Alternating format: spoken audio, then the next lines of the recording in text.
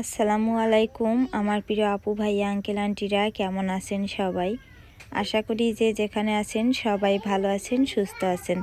আলহামদুলিল্লাহ আমরাও ভালো আছি।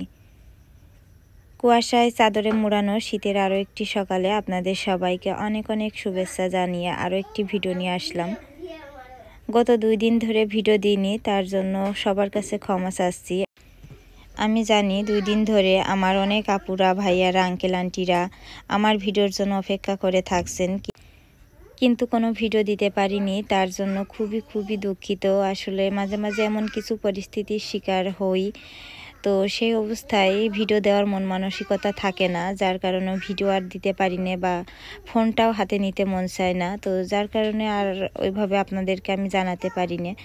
তো দেখেন সকালবেলা দরজা খুললাম, গোয়ালঘরে তালা দেওয়া থাকে, গাড়ি থাকে, ছাগল থাকে, আর ওই যে বিড়ালের একটা ঘর বানাইলাম। তো সেই তার ভিতরে বিড়ালের বাচ্চাটাও মানে রাত 12টা পর্যন্ত, যতক্ষণ আমরা জেগে থাকি 12-1টা পর্যন্ত, ততক্ষণ আমাদের কাছেই থাকে।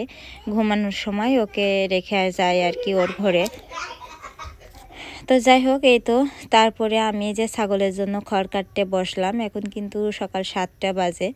দেখেন চারদিকে কি পরিমাণে কুয়াশা। তো ভেবেছিলাম যে মনে হয় এবছরে খুবই শীত পড়বে, মানে মানুষে বলে আমাদের গ্রাম অঞ্চলের মানুষ যে যে বছর বেশি বৃষ্টিপাত হয় সেই বছর বেশি শীত পড়ে। তো আসলে সেই তুলনায় এবছর যে পরিমাণে বৃষ্টি হয়েছে, সারা বছরই প্রায় বৃষ্টি পানি, তো সেই তুলনায় কিন্তু আলহামদুলিল্লাহ অত একটা শীত নেই। গ্রামে থেকেও কিন্তু আমরা বেশি একটা শীতের কষ্ট এখনো পর্যন্ত করিনি। তবে আজকে একটু কুয়াশা হয়েছে, কুয়াশা হলে তারপরেও শীত নাই তেমন একটা, হালকা শীত আছে। তো যাই হোক, এটা আসলে গ্রামের মানুষ, আমরা অনেক সময় অনেক রকমের কুসংস্কারের ভিতরে ডুবে থাকি বা আছি এখনো পর্যন্ত। তো যার কারণে মানুষ কিন্তু কি বলবো, ওই যে যতটুক জানি বুঝি সেটুক যখন মানুষের বলতে যাই যেগুলো কুসংস্কার বলতেই হয় না, তখন তারা উল্টা কথা শুনিয়ে দেয় যে বেশি বুঝি আমি। তো যার কারণে আর ওইভাবে কারোর বলাও হয় না, যে যেটা ভাবে যেভাবে চলতে পারে আর কি চলতে থাকুক। তো যাই হোক, কি আর করা।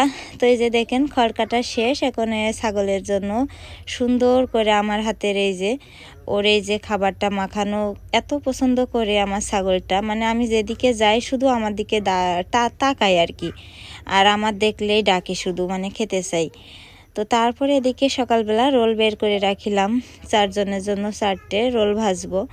তো যাই হোক, এই তো হাত মুখ ধুয়ে চলে আসলাম একদম রান্নাঘরে। এসে এই যে এখন কিন্তু প্রায় 8টা বাজে, কিন্তু কুয়াশা যায়নি। তো রাফির আব্বুর আর আনাসের 3 জনের 3টা রোল দিয়ে দিলাম, আর ওরা ঘরে যে খাবে, আর আমার রোলটা আমি রান্নাঘরে বসে বসে বাকি কাজ করব আর খেয়ে নেব। তো যাই হোক, আমার প্রিয় আপু ভাই আঙ্কেল আন্টিদের কাছে আমি দেখেন কথা বলতে বলতে ভুলেই গেছি। প্রতিদিন যে একটা অনুরোধ করে থাকি, দয়া করে সবাই একটি লাইক দিবেন এবং পুরো ভিডিওটি দেখবেন, ইনশাল্লাহ আপনাদের ভালো লাগবে। আর যে সকল আপু ভাই আঙ্কেল আন্টিরা ভিডিওটি আজকে প্রথম দেখছেন, তারা চ্যানেলটি সাবস্ক্রাইব করে পাশে থাকা বেল বাটনটি অন করে দিবেন। তাহলে আমি যখনই কোনো নতুন ভিডিও আপলোড দিব, ইনশাল্লাহ আপনাদের কাছে নোটিফিকেশন চলে যাবে। তো দেখেন রাফির আব্বু, রাফি, আনাস ওরা সবাই লেপের ভিতরে শুয়ে শুয়ে ফোন দেখছে। আর এদিকে আমি তো বুয়া, আমার তো কাজ ছাড়া কোনো মানে কথাই নেই, কাজ একটার পর একটা কাজ। তো ওরা বলছিল গরম গরম চা খাবে, তাই এবার ওদেরকে চা বানিয়ে দিয়ে আসলাম। আর এখানে যে দেখেন রান্নাঘরে এসে মসুরির ডাল রান্না করব। তো ওই যে পালং শাকের পাশে যে একটু ধনিয়া বুনে রাখিলাম, তো সেখানে কিছু ধনিয়া শাক হয়েছে, তো সেখান থেকে তুলে নিয়ে আসলাম। ওইটা দিয়েই আজকে মসুরির পাতলা করে ডাল রান্না করব। আর এদিকে যে দেখেন রাইস কুকারে ভাত বসাইছি, ভাতটা হয়ে গেছে, তাই আমি প্লাগটা খুলতে আসলাম। আর আমার এই ভিডিওটা কিন্তু করা বেশ প্রায় 3 দিন আগে বলতে আজকে আমি ভয়েস ওভার দিচ্ছি কিন্তু 26 তারিখ, আজকে বৃহস্পতিবার। আর এই ভিডিওটা করা মনে হয় সোমবারে কিংবা হ্যাঁ সোমবারেই হবে হয়তো, বা আমার সঠিক মনে পড়ছে না। যাই হোক, সোমবার কিংবা মঙ্গলবার হবে। তো দেখেন এখানে আমি ডাল রান্না করছি, আর এদিকে আমার ওই যে সেদিন ছাগলের খড় কাটতে গিয়ে হাতের তালুতে অনেকখানি গোশ কেটে গেছে, মানে তালুর গোশটা একদম কেটে গেছে। এত পরিমাণে ব্যথা, সেই ব্যথা নিয়ে কিন্তু সব কাজ করছি, তবে এই ডালটা আমি ঘুরতে পারছিলাম না কোনো রকম। তো রাফির আব্বু আবার বলছে দাও আমার কাছে ডাল। ও মানে ডাল রান্না আমি যেভাবে করি ওর পছন্দ হয় না, মানে ডাল ফোড়ন দেওয়ার পরে আবার ও হচ্ছে ডাল ঘুটনি দিয়ে ভালো করে ঘুটতে বলে। তা আমার মনে হয় ঘুটলে ঘ্রাণটা চলে যায়, আরও বলে ঘুটলে ভালো লাগে ডাল, আর না ঘুটলে ভালো লাগে না। তো তাই আমি আবার বললাম যে আমার হাতে ব্যথা, আমি ঘুরতে পারছি না, তাহলে তুমি এসে ডালটা ঘটো। তো বলছে যে এই যে ডাল ঘুটলাম, এখন দেখো মজা লাগছে খাতি বসে। তাই আবার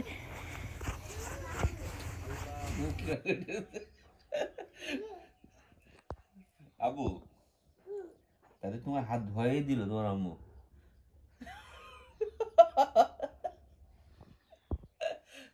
আব্বু, তোমার তাহলে হাত ধোয়াই দিল তোমার আম্মু? তো যাই হোক, দেখলেন ভাত খাওয়ার সময় কি হাসাহাসি। তো আসলে মানুষের জীবনটা কেন এরকম হয় আমি জানি না। মাঝে মাঝে মনে হয় দুনিয়াতে আমার মতন সুখী মনে হয় কেউ নেই, আবার মাঝে মাঝে মনে হয় দুনিয়াতে আমার মতন দুঃখী মনে হয় পৃথিবীতে কেউ নেই। তো যাই হোক, ওই যে ওখানে ভাত খাওয়ার সময় হাসাহাসি হচ্ছিল, কারণ আনাজ ভাত খাতে বসবে কিন্তু ও হাত ধোবে না, কিন্তু আমি ওর জোর করে হাত ধোয়াই দিয়েছি, হাতে অনেক ময়লা টয়লা লেগে থাকে। তাই আবার ও কষছে খাটের উপরে রাগ করে বসেছিল। তাই রাফির আব্বু আবার বলছে যে তোমার আম্মু তালি তোমার হাত ধোয়াইয়েই দিল, হাত ধোয়াইয়েই দিল, তাই বলছে, আর ও রাগ করছে। তো যাই হোক, আসলে জীবনটা মনে হয় প্রতিটা দিন যদি এরকম হাসি খুশি সুন্দর জীবন কাটাতে পারতাম তাহলে কতই না ভালো হতো। তবে এটা তো আসলে সম্ভব না। মানুষের হাসি খুশি দুঃখ কষ্ট সব কিছু নিয়েই আসলে জীবন, এটা আমরা মানুষ সবাই জানি বুঝি। তারপরেও মাঝে মধ্যে আসলে মানে খুব বেশি কষ্ট যখন পাওয়া হয় বা মানুষ খুব বেশি যখন আঘাত পায় তখন অনেক ভেঙে পড়ে। তো আমি মানুষটা কেমন, আমি চুপ থাকা বেশি পছন্দ করি। মাঝে মধ্যে চুপ করে অনেক চোখ দিয়ে পানি ফেললে সব কিছু আমার আস্তে আস্তে ঠিক হয়ে যায়। আর যাই হোক, কিছু মানুষ এক একজনের এক এক রকম, কেউ চিৎকার করে ঝগড়া করতে পছন্দ করে, কেউ মানুষের কাছে বলতে পছন্দ করে, এক একজনের কিন্তু এক এক রকম। আর আমার মনে হয় ওই যে কোনো কষ্ট পেলে আঘাত পেলে মানে অঝরে চোখের পানি ফেললে কেউ দেখবে না, বসে বসে লুকিয়ে লুকিয়ে কান্না করব, অঝরে চোখের পানি ফেলবো, তারপরে চুপ করে থাকবো, মনে হয় এটাই বেশি শান্তি পাই। পরে আস্তে আস্তে আবার মন ঠিক হয়ে যায়, সেই কষ্ট ভুলে যায়, তখন আবার স্বাভাবিকভাবে মানুষের মতন যেভাবে চলতে হয় সেভাবে চলি। তো যাই হোক, এভাবে করতে করতেই হয়তো বা জীবনটা একদিন শেষ হয়ে যাবে, করার কিছু নেই। তো ওই যে চুপ থাকাই সব থেকে বড় মানে মানুষের বড় গুণ আর কি, যে মানুষ কয়জন মানুষ আছে যে চুপ থাকতে পারে। তো যাই হোক, আল্লাহ প্রতিটা মানুষের ভিতরে কিছু ভালো গুণও দিয়ে থাকে, কিছু খারাপ গুণও দিয়ে থাকে।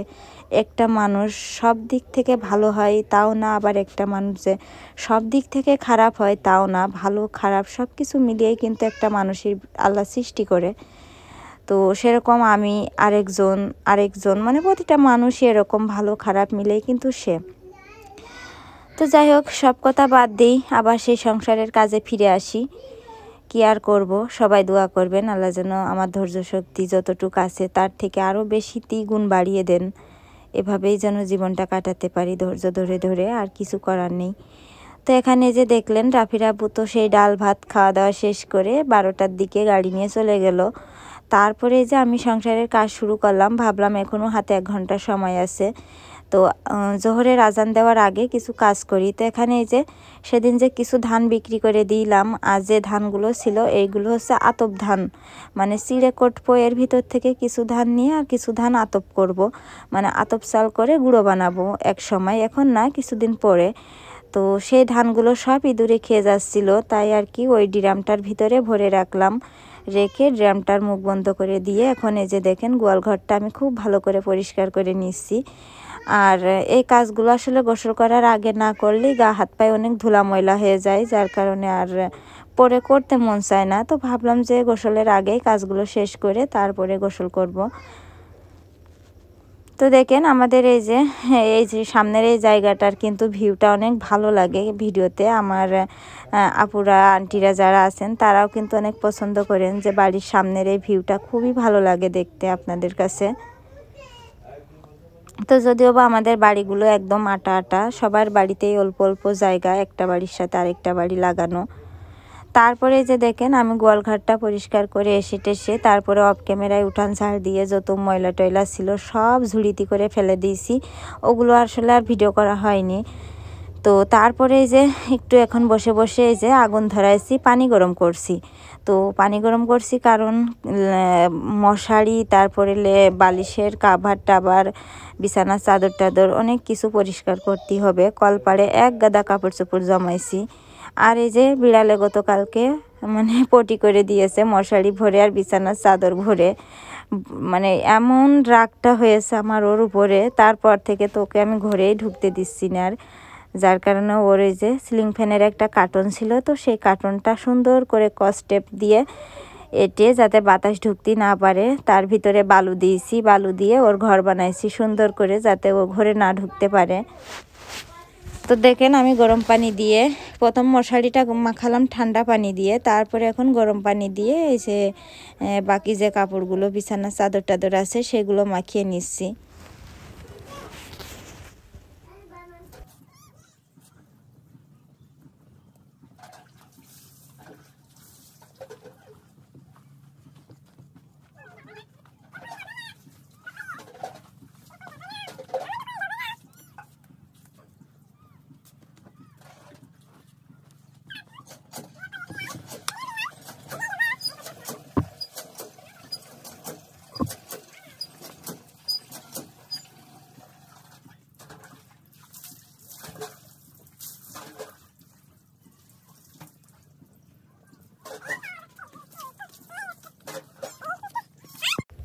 তো দেখেন এক এক করে সব কাপড়গুলো মাখানো হয়ে গেছে। আর এখানে আমার হাতে দেখেন আনাসের 2টা কাপড়। ওই যে পাশের বাড়ির ওই যে চুলা আছে, তো সেই চুলার ভিতরে যে কালি, তো সেই চুলার সব কালি এই কাপড়ে ভরিয়ে নিয়ে আসছে। তো সেই কাপড়টা আমি এখন একটু গরম পানি দিয়ে হুইল পাউডার দিয়ে মাখিয়ে রাখছি, তা না হলে কালিটা উঠবে না। আর এদিকে বিড়াল এসে দেখেন আমার কাছে ম্যাও ম্যাও করছে, শুধু খাতি চাই। মাছ ভাত ওর মাখিয়ে মাখিয়ে দিই, তাই আমার কাছে এসে সে আবার ডাকছে, খাবে মনে হয়। তারপরে এই যে দেখেন কাপড়গুলো মাখিয়ে রেখে এখানে এই যে পালং শাকের পাশে আমি একটু গর্ত করিলাম, সেই গর্তর ওখানে কিছু জৈব সার দিলাম। দেখেন ভার্মি কম্পোস্টের মতন লাগছে, কি সুন্দর একটা কালার। তো সেই গোবর সারের ভিতরে আবার আমি কিছু শুকনা ঝুড়ো মাটি দিলাম, হালকা শুকনা হালকা ভিজা ঝুড়া মাটি দিয়ে তারপরে একটা তাওয়া বানালাম। ওই তাওয়ার ভিতরে বিকালবেলা আমি লাউ গাছের বিচি পুঁতে দেব। তাহলে সামনে তো রমজান মাস আসছে ইনশাল্লাহ, তো রমজান মাসে তারপরে লাউ খেতে পারবো, কিংবা লাউয়ের পাতা ডগাও ভালো লাগে রমজান মাসে। শাক পাতা দিয়ে কটা ভাত খেয়ে সেহরিতে রোজা রাখা যায়। তো এখন থেকেই আর কি রমজান মাসের প্রস্তুতি নেওয়া শুরু করছি। তো গত 2-3 দিন আগে একটু ইউটিউবে সার্চ দিলাম যে 2025 সালে মানে কোন মাসে রমজান। তো যাই হোক, রমজান, শবে বরাত, ঈদ সব কিছুর সময়সূচি দেখলাম, দেখে আবার একটা মানে আনন্দ লাগছে যে সামনে রমজান, শবে বরাত, তারপরে ঈদ আসছে। তো যাই হোক, এটা আমাদের মুসলমানদের আসলে এই যে দেখেন চোখের সামনে দেখতে দেখতে সেদিন কোরবানির ঈদ হয়ে গেল, আবার রোজা চলে আসছে, শবে বরাত সব কিছু চলে আসছে সামনে, খুব আনন্দ লাগে। তো যাই হোক, মনে করেন যে এই লাউ গাছের চারাগুলো লাগালাম আমি সেই চিন্তা করেই যে সামনে যেহেতু রোজা আসছে, যদি লাউ ধরবে, না ধরলে লাউয়ের পাতা ডগাও ভালো লাগে রমজান মাসে। তো যাই হোক, এখানে রাফির আব্বু 2টা লুঙ্গি আর ওর যে একটা গামছা, তো সেটা গরম পানিতে মাখাচ্ছি। খুব ময়লা হয়েছে, অনেক দিন ধরে পরিষ্কার করি, কিন্তু গরম পানি করার অভাবে করা হয় না। তো দেখেন কাপড়গুলো সব মাখানো শেষ হয়ে গেল। এখন ওই যে পাতিলি আরও 1 পাতিল গরম পানি বসিয়ে রাখলাম, আনাস আর রাফির গোসল করাবো হালকা কুসুম গরম পানি দিয়ে। আবু ছেড়ে দাও, খাক। আর এখন আমার দেখেন কলপাড়ের অবস্থা, ওই থালবাটিগুলো মাজবো। সকালে ডাল রান্না করেছি, প্রেশার কুকার টুকার পড়ে রয়েছে, তো ওইগুলো মেজে ধুয়ে তারপরে কলপাড় পরিষ্কার করে কাপড় কেচে আনাসের রাফির গোসল করাবো, আমি গোসল করব, তারপরে ক্যামেরা অন করবো ইনশাল্লাহ একদম বিকালবেলা। তো ঠিক আছে, এখন কাজগুলো আমি শেষ করি আগে। তো দেখেন এখন হচ্ছে সন্ধ্যার সময়, বিকালবেলা আনাস ঘুমাইলো, তো সেই সুযোগে আমি এই দেখেন পোলাওয়ের চাল এখানে 1.5 কাপ। ওই যে 2টা কাপ দেখছেন না, 2 কাপের 2 কাপ, 1.5 কাপ বলছি, 2 কাপ। ওমা পানি পড়ছে এখানে। 2 কাপ পোলাওয়ের চাল ধুয়ে পানি ঝরাতে রেখে দিয়েছি। আর এখানে এই যে দেখেন মুখ চিরা কিছু কাঁচামরিচ আর পেঁয়াজ কুচি, আর এই যে আদা রসুন বাটা, আর এই যে এটা হচ্ছে সবজি। এর ভিতরে বাঁধাকপি, ফুলকপি, পেঁয়াজ কলি, তারপরে গাজর আর আলু, এইগুলো সবজি দিয়ে আজকে এই সবজি পোলাও রান্না করব। শিয়াল ডাকছে আব্বু, শিয়াল লাগছে। ওই জায়গায় বসে থাকো ভাইয়ের কাছে, ভাইয়ের কাছে বসে থাকো। হ্যাঁ আচ্ছা মাথায় টিকা লাগে। দেখেন সবজিটা ভাজলাম, সবজি ভাজা শেষ। এখন এই যে পেঁয়াজের বেরেস্তা করছি, তারপরে চালটা খুব ভালোভাবে রান্না করে নিয়ে পরে সবজি মিশাবো। সবজি পোলাও রান্না করছি তোমাদের জন্য।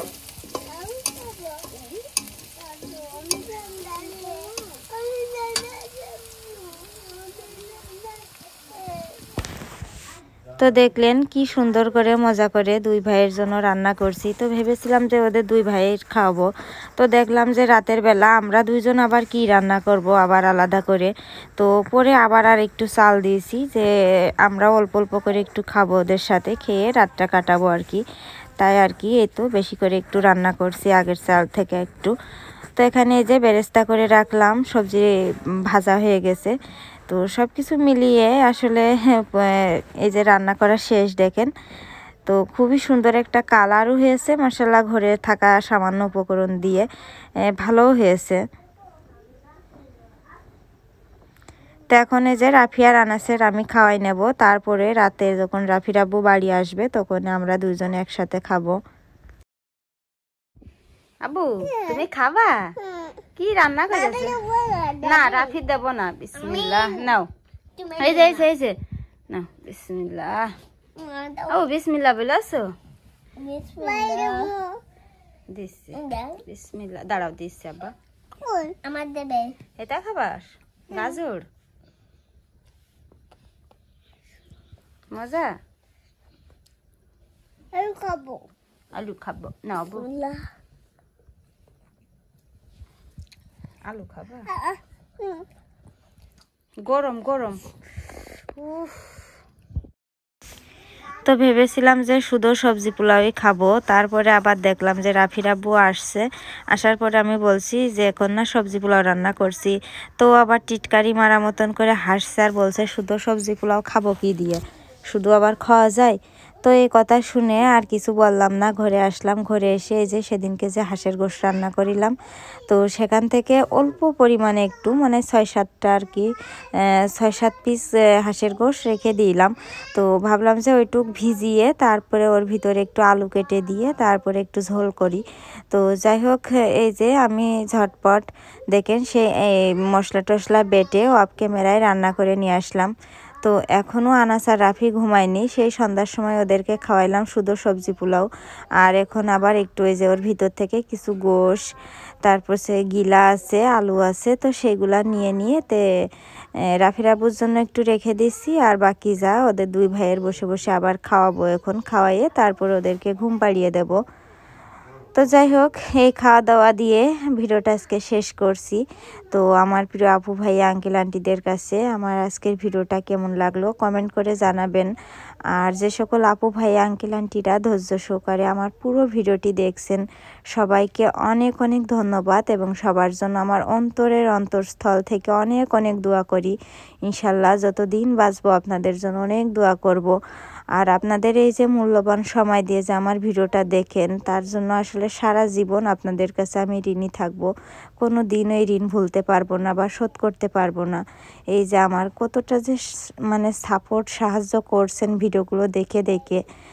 তো যাই হোক দূর থেকে যাদের নাম জানি তাদের নাম ধরে দোয়া করি, যাদের নাম জানি না তাদেরকে আন্দাজেই দোয়া করি যে আমার ভিডিওটা যারা 1 মিনিটের জন্য দেখেও অন্তত আমার সাহায্য করে, আল্লাহ যেন সবাইকে ভালো রাখে, সুস্থ রাখে, সবার মনের নেক আশাগুলো পূরণ করে দেয়।